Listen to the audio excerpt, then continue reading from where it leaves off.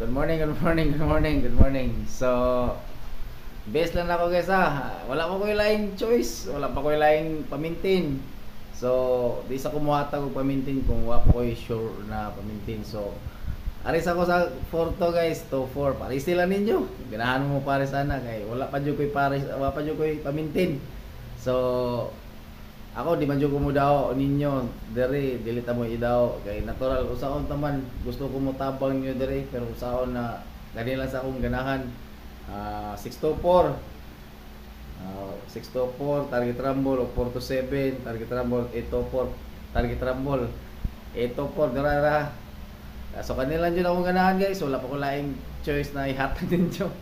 Wala sa ko laing choice na sa ganahan lang gamitan lang ninyo ang Porto to 4 or base pick lang ako ni 6 to 4 4 to 7 8 to 4 kailangan lang ako ni kuno mga pila ka adlaw ra ako ni maintain ako ani maintain lang hopefully makuha na akong guide na ko ani guys guide sa ganahan lang mo sabay ako lang gi-post diha post na ako sa wall ganahan mo ha wa man ipugsanay sa ganahan lang. Dili sa kumingon na ako na basta ganahan na ako ni Porto na akong best pick Porto.